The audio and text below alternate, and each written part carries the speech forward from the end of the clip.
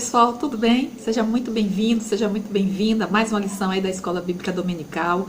Hoje nós estamos aí com a nossa terceira lição e o nosso tema é a sutileza da imoralidade sexual. Um tema assim bem polêmico, né? E uma coisa que tem adentrado as nossas vidas, não é verdade? Porque sempre em algum momento você conhece alguém, você já se deparou com alguma situação, você tem visto na televisão, ou seja, é algo que faz parte do nosso dia a dia. Mas como trabalhar essa questão? Como estar atento a essas sutilezas? Porque a sutileza, na verdade, é algo que é bem, disfarçado. E aí, quando eu estava estudando essa lição, eu me lembrava bem lá do início de tudo, né? De Adão, Eva e a serpente. Veja como a serpente foi sutil. A mulher ali, né, com aquela fruta, a qual o Senhor disse, não coma, porque no dia que você comer, você morrerá. E aí eu fiquei pensando, veja como nesse momento em que ela começa a questionar, a pensar, a refletir, naquele mesmo momento vem a serpente, que era mais sagaz, a mais esperta, e começou a conversar com ela de uma maneira tão sutil que ela não conseguiu perceber que estava sendo levada para uma armadilha. Porque a sutileza é justamente assim, essa fala mansa, essa forma de desviar o outro, fazendo aquilo que no fundo, lá no fundo do coração, a gente tem um desejo e tem a vontade de fazer, né? O que nós fazemos com que não avancemos é algo que, quando a gente está, totalmente alicerçado no Senhor, a gente pensa, a gente está aí, né? A mente, ainda mais que ali foi antes da queda, né? Aquele momento em que a serpente ataca Eva foi antes da queda. Mas hoje que nós somos uma raça, né? Que trazemos conosco essa mancha, essa marca, né? Somos pecaminosos, nascemos no pecado. Então, quer dizer, não é algo fácil, né? Mas o Senhor, Ele está nos ensinando e nos dizendo o tempo todo o que devemos fazer. No dia que vocês comerem, no dia que você comer, você morrerá. Uma palavra forte, mas não foi suficiente para a artimanha, para a sutileza com que a serpente veio tentando Eva, né? Colocando no coração de Eva, não é bem assim. O Senhor falou, mas poxa, pensa bem, é porque Ele sabe que os olhos de vocês vão se abrir. Olha, vocês vão ser tão inteligentes como Ele. Ou seja, tirou da mente dela a questão da morte. Tirou da mente dela, desviou dela a ideia de que era um pecado, de que era uma desobediência, não é? Então, isso é a sutileza. Então, é por isso que precisamos estar atentos. Às vezes a gente também foca muito na questão do pecado sexual. Mas o que eu quero verdadeiramente trazer nessa lição é que quanto mais intimidade você tem com o Senhor, quanto mais você obedece, quanto mais você se aproxima, quanto mais você degusta da palavra de Deus, que o Senhor diz que a palavra dele é doce como mel, a gente acaba se afastando e entendendo as sutilezas, dizendo não para essas sutilezas, deixando de focar tanto na questão sexual, porque tudo é pecado. Não é que um é mais pecado do que o outro. O pecado é desobedecer. O pecado é virar as costas para o Senhor. O pecado é não dar ouvidos, é não temer aquele que é único, aquele que é perfeito, aquele que é o nosso Criador, aquele que quer o melhor para nós. Quando nós abrimos mão de ouvir a voz do Senhor, nós estaremos abertos para qualquer pecado, para qualquer sutileza, seja ela qual for. E aí eu ainda lembro outro versículo que me veio na mente quando eu pensava ainda em Gênesis, que foi justamente o episódio de Caim e Abel. Quando Caim matou Abel, e então o Senhor vem conversar com ele, e ele se faz de desentendido, mas uma passagem bíblica me chamou a atenção, e eu quero ler com você aqui agora. Gênesis 4 diz assim, no verso 6, E o Senhor disse a Caim: por que te iraste? E por que descaiu o teu semblante? Se bem fizeres, não é certo que serás aceito? E se não fizeres bem, o pecado jaz à porta, e sobre ti será o seu desejo, mas sobre ele deves dominar. Isso me chamou muito a atenção. Então veja, se você procede bem, tudo vai bem. Mas a partir do momento que não é dessa maneira, o pecado está na nossa porta, ele está ali, olha, batendo, nós estamos sendo bombardeados o tempo todo. E se a gente procede mal, ele será, sabe, contra o nosso desejo. Nós desejamos, mas a gente deve dominar esse desejo. É o que o Senhor está dizendo aqui, né?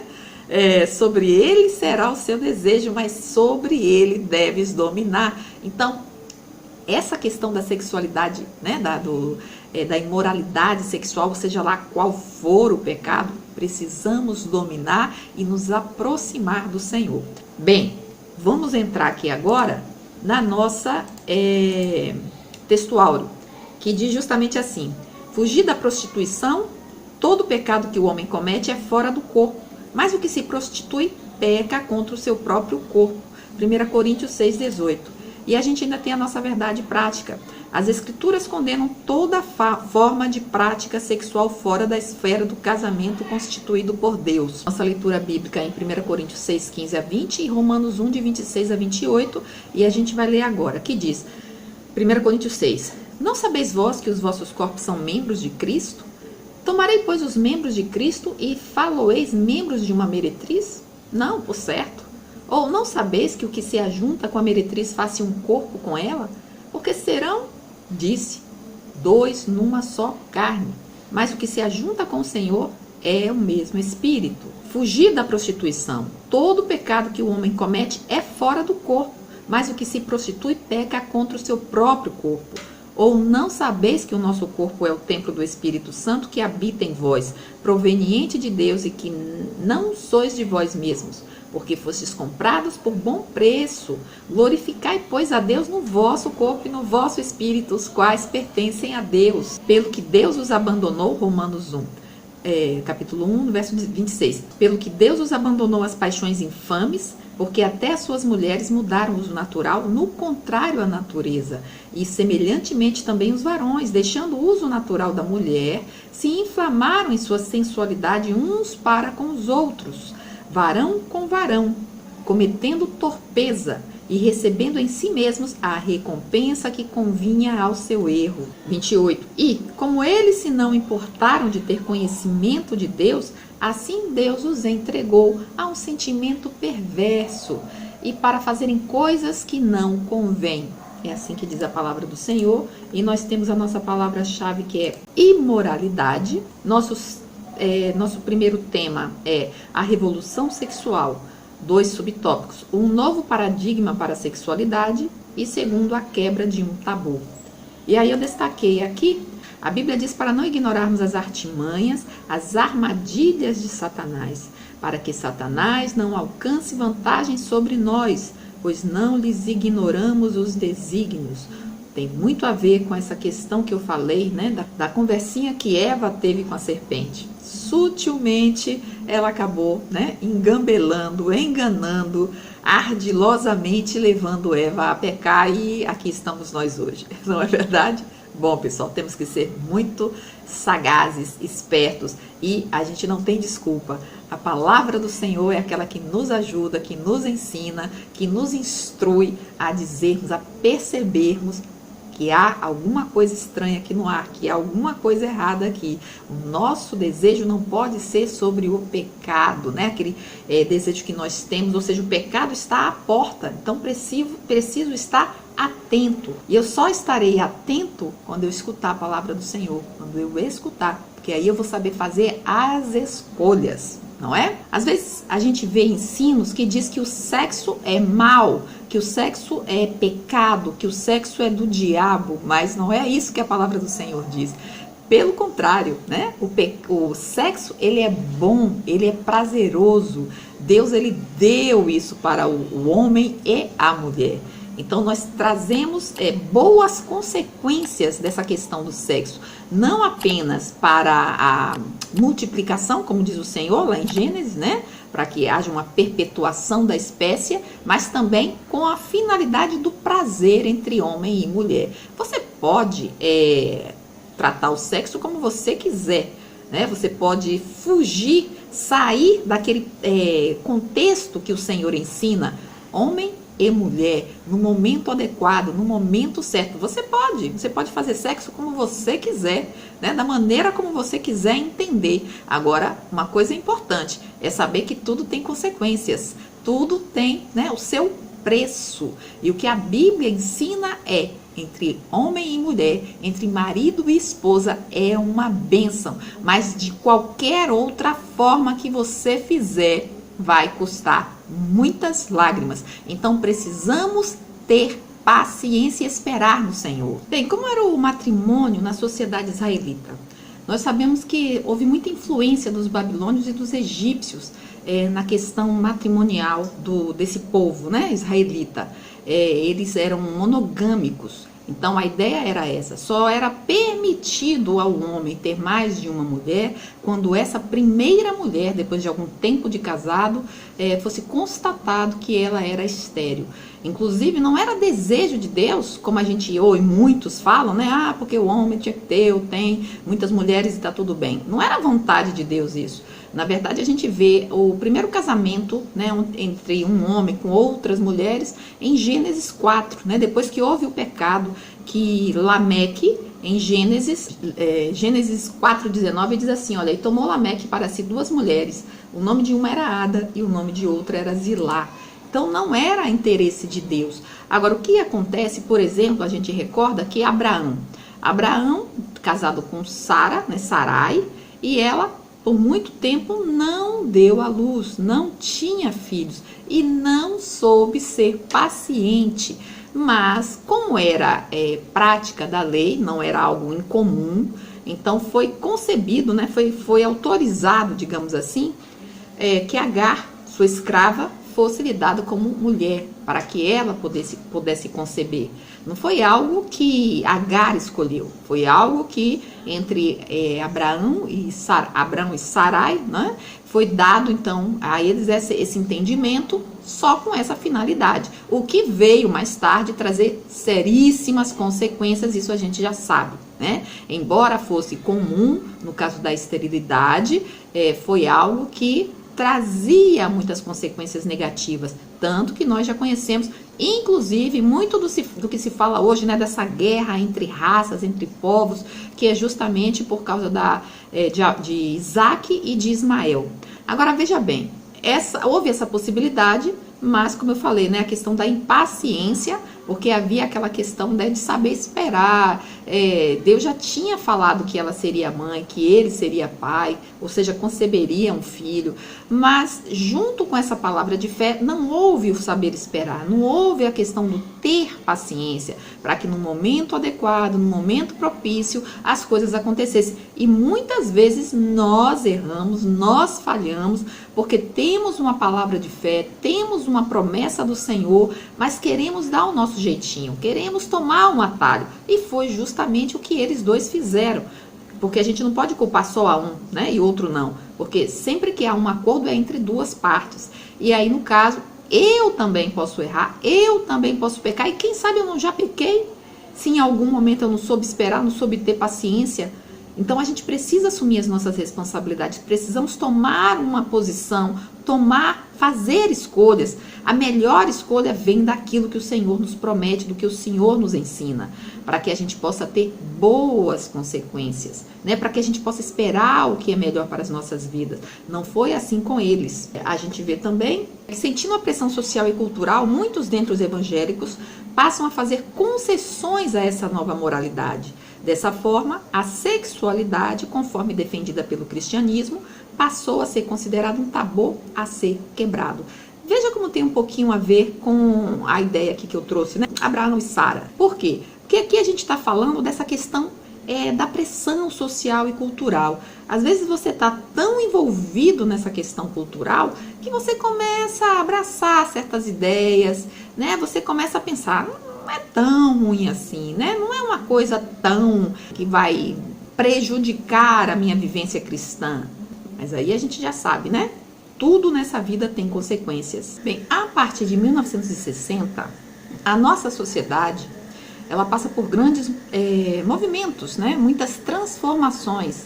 Essas transformações sociais, elas se avantajam, né? Elas crescem, elas vão caminhando para outro sentido. Por quê? Porque a partir de 1980, então, começa, por exemplo, a questão da pornografia, né? Quando há uma escalada e se torna mais forte, mais potente essa questão. Essa indústria, então, ela começa a ser muito forte a partir desse período. Inclusive, essa questão da sexualidade fora do casamento também passa a ser muito mais aceitável. Relação sexual entre as pessoas solteiras, o relacionamento extraconjugal, a homossexualidade também passa a ser algo muito mais, assim, uma visão muito mais aceitável, né? As pessoas que desejam seguir por esse caminho, e claro, né, cada pessoa, elas tomam as decisões que elas quiserem, elas fazem o que elas quiserem, elas são livres para isso, é por isso que existe o livre-arbítrio, né? Agora a questão é que cada vez mais nos tempos de hoje, porque eu estou dando aí uma pincelada naquilo que aconteceu a partir desse período de 1960, e a gente sabe que se a gente fosse entrar assim nos pormenores, nos detalhes, a gente veria muito mais coisas. Mas o que a gente pode abrir os olhos hoje e ficar assim perplexo com essa questão que cada vez está tão comum no nosso meio e que realmente as pessoas estão vendo, né? E como eu falei, é livre-arbítrio, cada um faz as escolhas que quiser. Eu faço a escolha que eu quiser, você faz as escolhas que você quiser. Agora a gente nunca pode esquecer, aí é que está, a minha escolha tem um preço. A minha escolha traz consequências. Eu posso decidir pelo que eu quiser, mas vai ter um preço. Então é isso que a gente precisa estar consciente, né? Ser responsável do qual caminho eu quero seguir. E o próprio Senhor Jesus já falou, né? Existem dois caminhos. O caminho que é apertado, estreito, poucos são os que passam por ele, mas tem o caminho largo. Esse todo mundo, né, passa e não tem nenhum tipo de empecilho. Agora, é claro, o largo, aonde ele vai desaguar? E o estreito? É isso que a gente precisa saber. Porque eu já falei aqui em outra lição, Jesus, Deus, deixou a sua glória, soube ser responsável com as suas escolhas, com as decisões que tomou, pelas decisões, boas decisões que o Senhor tomou. É por esse motivo que eu estou aqui falando com você, é por esse motivo que você está ouvindo, porque se a escolha fosse ruim, claro, nós não teríamos esperança de em algum momento estar na presença do Senhor. É por exatamente as minhas escolhas que eu vou ou ter coisas positivas para colher, bons frutos para colher, ou péssimos frutos. Tudo nessa vida tem um preço. Se o Senhor, como eu falei, deixou a sua glória e se submeteu a esse mundo onde sofreu, foi humilhado, porque por amor, por que eu não posso dizer não aos meus desejos por amor ou por amar ao Senhor? Então é isso que a gente precisa estar ciente. Eu tenho dito não àquilo que a minha carne tem inclinação? Eu tenho dito não àquilo que dentro do meu coração há um desejo, há um anelo, né? Eu gostaria de poder fazer isso, eu gostaria de escolher isso, mas eu vou dizer não, porque não é vontade do Senhor. Não é. Olha, uma coisa muito importante é que às vezes as pessoas, né, os outros pensam que dizer não é algo fácil. Né, basta você dizer não e é tranquilo, é fácil. Para você é fácil, mas para mim, olha, é muito difícil dizer não. É muito difícil dizer não para aquele sorvete delicioso, maravilhoso, quando eu tenho diabetes. Agora, para você fica fácil, mas eu tenho que tomar esse sorvete, sabe? E não não é assim. Para aquele que diz não para algo, ele também sofre. E a gente precisa lembrar que quando Jesus precisou dizer não para aquilo que a carne dele, como ser humano, como homem, estava inclinada, a Bíblia diz que ele suou gotas de sangue. Não é que dizer não seja fácil. A tentação é grande, a vontade de ceder é grande, mas a gente fala porque a gente sabe, né? A gente escolhe porque a gente tem certeza que é o melhor a fazer. Então a gente precisa parar e pensar e não encontrar desculpas e nem terceirizar as nossas culpas, aquilo que é responsabilidade minha. E aí, pessoal, eu escolhi para esse trechinho, né, uma dinâmica que eu achei assim bem interessante. E essa dinâmica para esse momento é fácil escolher, é fácil decidir. Então essa é a dinâmica que eu trago aí para você, que eu tenho certeza que vai ser muito interessante para a sua turma, viu? Então você só precisa para essa dinâmica chocolate e feijões. Assiste ela, porque com certeza você vai amar. A nossa sinopse é: a revolução sexual trouxe um novo paradigma para a sexualidade moderna. Vamos para o nosso segundo tópico, que é as principais distorções da sexualidade sadia. E aí com alguns subtópicos, que é a prática da fornicação, adultério, não é crime, mas é pecado. E por último, homossexualidade, uma contradição da ordem natural. Aqui eu destaquei que no contexto evangélico o termo fornicação passou a ser entendido como a prática não aceitável e reprovável do sexo antes do casamento realizado por pessoas solteiras. Na verdade, porneia classifica as palavras tanto prostituição quanto fornicação como sinônimas. Eu também destaquei aqui na questão do dicionário, que diz assim, olha, relação sexual entre pessoas que não são casadas ou não possuem um relacionamento estável, relação sexual com teor pecaminoso, pecado de luxúria, pecados carnais, é o que significa essa palavra fornicação. E ainda essa palavra porneia ou mochila quer dizer a mesma coisa como adultério. E tem a ver também com a questão da impureza, né? Sempre que você está aí rodeado de coisas ligadas ao sexo, mas que não tem nada a ver, você não é uma pessoa casada, mas você está buscando esse tipo de imagens, né? Não só imagens de foto, mas tudo que seja relacionado a isso. Ou seja, você está enchendo a sua mente com coisas que te afastam de Deus, que te afastam das coisas do Senhor. Porque quanto mais você coloca na sua mente qualquer coisa que seja nesse sentido, né, da impureza sexual, da imoralidade sexual, é como se você se tornasse escravo disso, né? A verdade é que isso que acontece, seja lá com qualquer coisa, tudo que você faz com que você seja tomado, você se torna escravizado por aquilo, né? Qualquer que seja um vício, né? Você não pode dizer assim como muitas pessoas às vezes falam, mas se eu quiser eu largo, quando eu quiser eu deixo, quando quiser, mas nunca quer, né? E se tentar, não consegue. Eu, por exemplo, era viciada, eu era viciada em chicletes, sim, sempre. Adorava, não deixava de ter um chiclete. Gente, não pense que é difícil, não é que é uma coisa boba, não. Olha, eu tinha que ter o danado do chiclete, né? Eu tinha que ter chiclete o tempo todo. Até que eu parei para pensar, né? Meu Deus do céu, isso é um vício, né?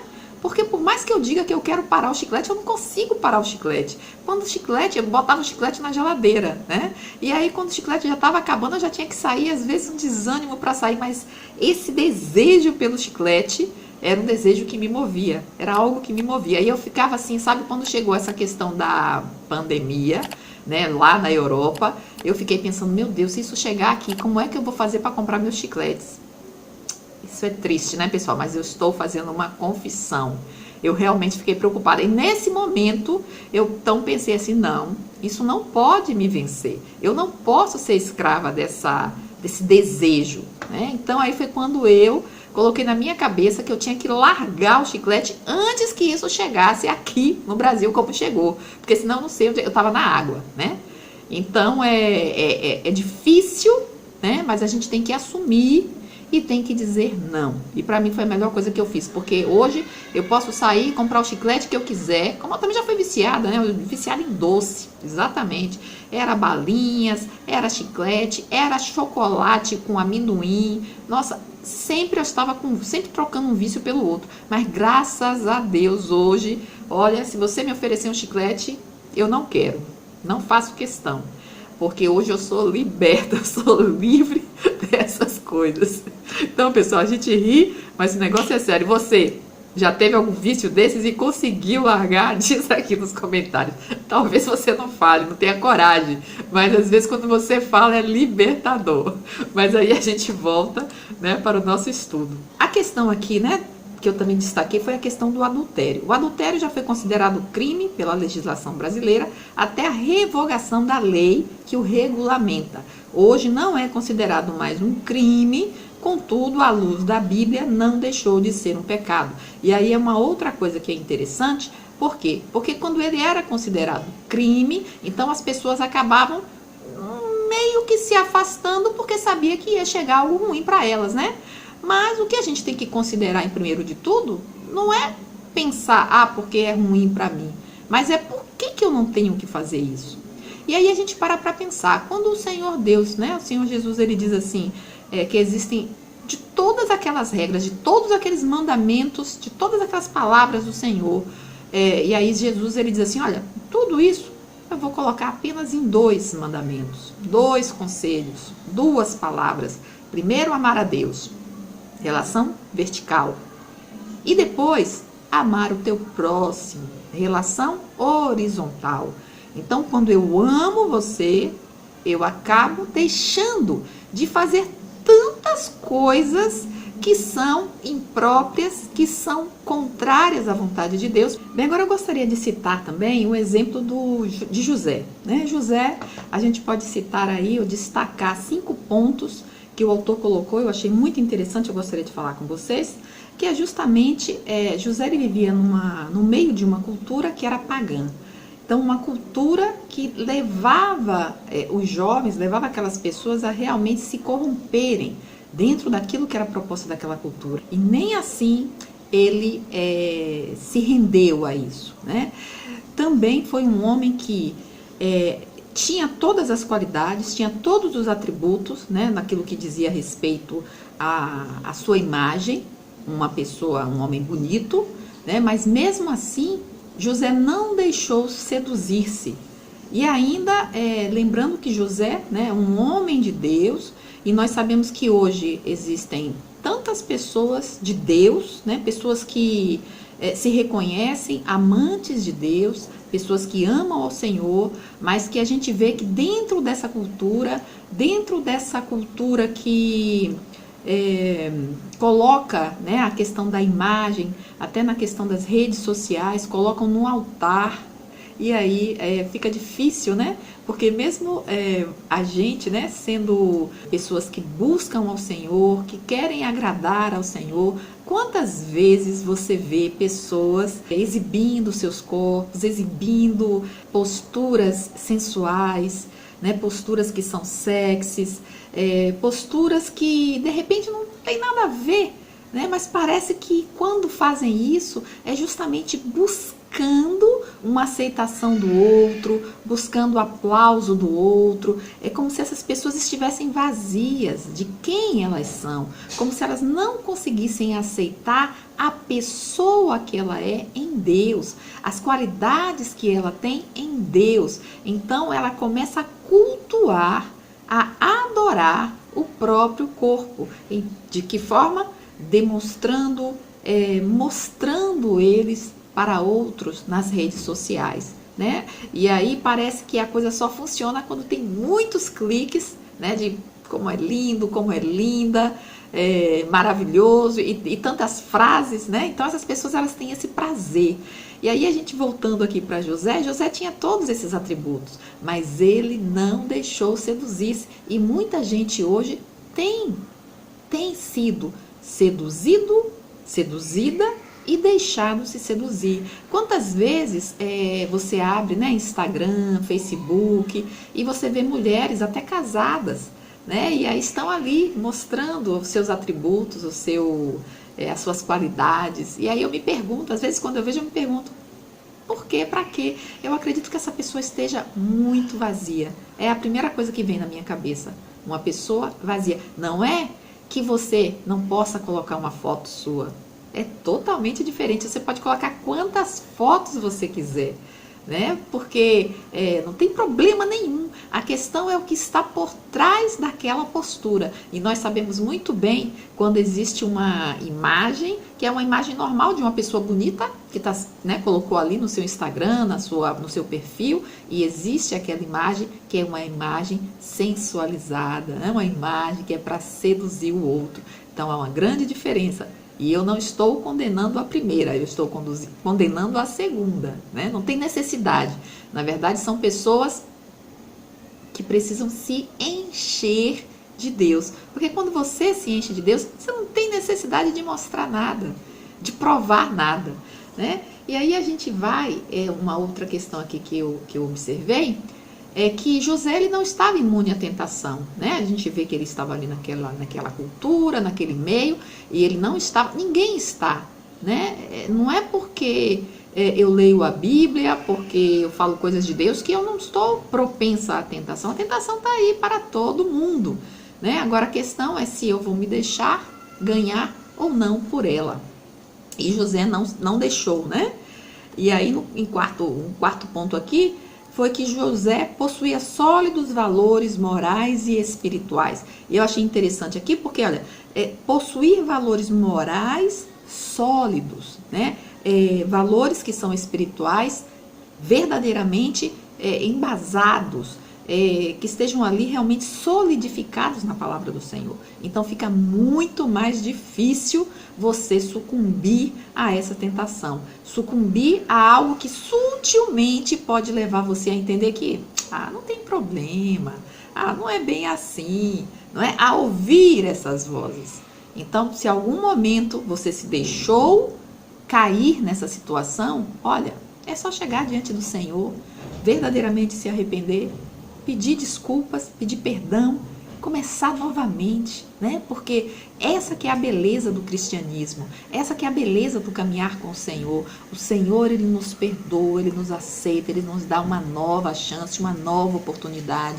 O importante é a gente começar de novo, como o Senhor Jesus falou com aquela mulher que foi pega em adultério, né? Ninguém te condenou, ninguém te condena, ninguém jogou uma pedra em você. Jesus sabia que todos ali poderiam ser apedrejados, não é verdade? O problema é que nós, às vezes, apontamos e apedrejamos. E a gente não tem que apedrejar, porque talvez a pedra fosse para mim ou para você, né? Parar para pensar. Então, o que a gente tem que dizer, né? E Jesus, ele não, o único que não poderia ser apedrejado, o único que poderia condenar, e disse: nem eu te condeno, vai e não peques mais. Isso que é bonito, é isso que é o amor de Deus, né? Abraçar. E aí você fala, que tanto amor é esse, que amor tremendo é esse?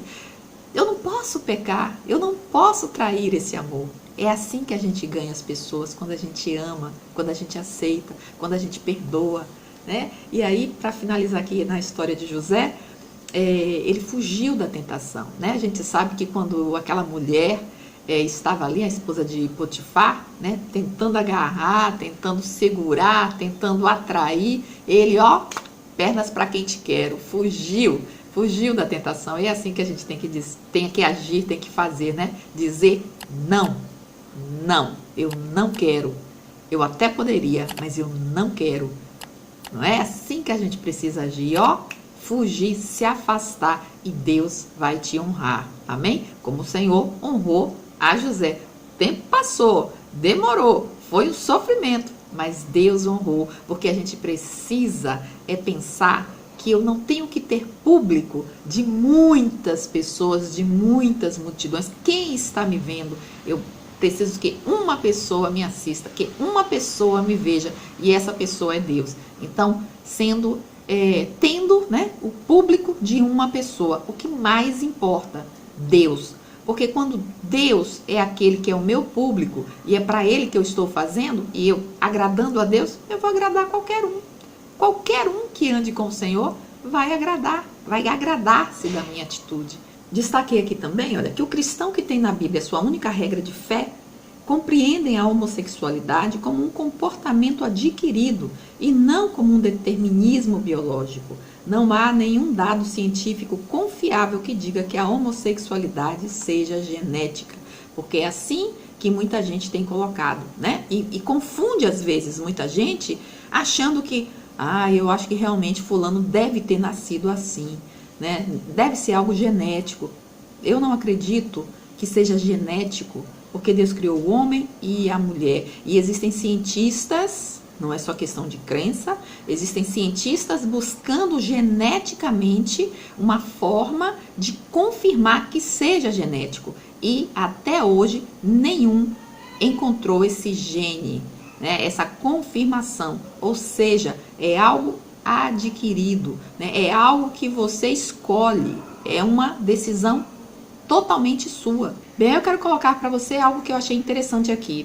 Muitos estudos têm sido patrocinados com o intuito de descobrir o gene gay.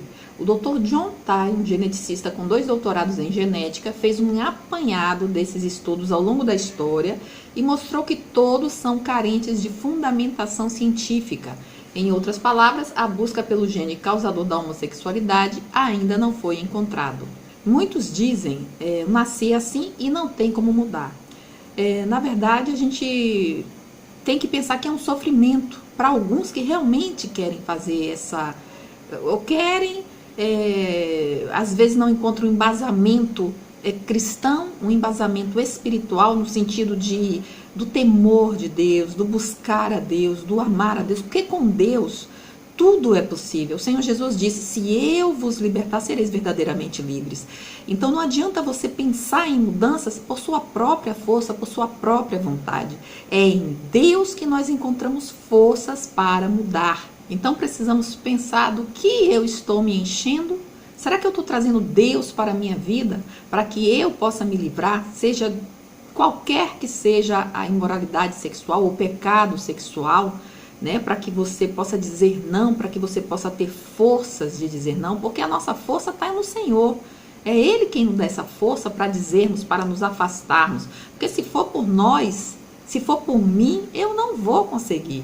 Quanto mais eu busco a Deus, é Ele que me capacita, é Ele que capacita você. Quais são as minhas escolhas? Quais têm sido as minhas escolhas? Do que eu tenho enchido a minha mente? Ou será que eu tenho buscado em lugares que não tem uma resposta favorável, uma resposta positiva? Quando eu busco em Deus, eu encontro forças. Quando eu busco, né, em sites que não são próprios, quando eu busco em revistas, quando eu busco em filmes, quando eu busco em amizades, né, em coisas que me desvirtua, que me afasta do Senhor, que me atrai para o foco daquilo que é o pecado, eu não vou encontrar forças. Não adianta. A minha força está em Deus, então eu tenho que fazer escolhas. E pensando nas escolhas é que eu decidi aqui, né, trazer para você a sugestão da dinâmica, que eu acho muito interessante, que é qual tem sido sua escolha. É uma dinâmica rápida, tá? E você só vai precisar para essa dinâmica esponja, né, e alguns líquidos, que na dinâmica no vídeo eu explico. Se você quiser, dá uma conferida aí, porque ela é muito boa. Já fiz em congresso, já fiz na Escola Bíblica Dominical, congresso assim muito grande, e eu lá com meu pratinho de água, minha esponja, né, ou alguns outros líquidos que você precisa, mas é algo muito prático, muito fácil, de uma compreensão muito interessante para quem quer tomar decisões, né, para quem precisa fazer decisões. Não é algo fácil, mas é algo possível, tá? E aí a gente vai para a nossa sinopse, que diz: o relacionamento pré-conjugal, extraconjugal, a homossexualidade é uma prática que distorce o propósito de Deus. Então eu preciso saber fazer essas escolhas. O terceiro e último tópico, né? O padrão bíblico para uma sexualidade sadia. 3 subtópicos, que é o sexo atende uma necessidade da criação, o sexo como complementação e satisfação, e o pastoreio cristão e a prática homossexual. E aí, para primeiro, eu tirei aqui, né, esse comentário, que é: uma das principais razões da prática sexual está associada à procriação. Deus disse para o primeiro casal multiplicar-se e encher a terra. Sem a procriação, não haveria a perpetuação da espécie humana. O sexo, portanto, atende uma necessidade premente da criação. Nós já sabemos disso, eu já comentei com você a respeito disso, né? A Bíblia, ela não condena a prática sexual quando ela é uma experiência dentro dos limites que o Criador estipulou, que no caso foi o casamento. Convém dizer que o sexo do casamento não deve ser visto como um fardo, mas como um espaço no qual um complementa o outro. Então eu tenho que pensar no outro, eu preciso amar o outro, eu preciso, em primeiro lugar de tudo, amar a Deus, porque quando eu amo a Deus, eu vou saber quais são as necessidades do meu parceiro, eu vou saber quais são as necessidades do que eu tenho que fazer, como eu tenho que agradar, né? Como eu tenho que trazer o céu para minha casa, né? Dar essa aura de prazer mesmo, de alegria, e não de condenação, e não de peso, e não de fardo, com aquelas coisas que muitos colocam, né? Não, tem que ter dia para fazer, tem que ter hora para fazer, não pode ser... Ou seja, a gente vai limitando, levantando cercas para um relacionamento que é santo, que é agradável ao Senhor, que é o sexo entre marido e mulher, entre um casal que se ama, que foi abençoado por Deus. Quando a gente escolhe, e a gente pode escolher o outro lado, a outra forma, a gente tem que lembrar, as consequências são amargas. A consequência é dolorida, né? É uma coisa que machuca, que fere, tanto a mim quanto ao outro e a Deus. Então eu preciso saber como que eu devo proceder, quais as escolhas que eu tenho que fazer. E ainda, pessoal, mesmo que tenha sido desbotada pelo pecado, contudo, nenhum homem ou mulher deixou de ser a imagem de Deus e como tal devem ser vistos e respeitados como pessoas.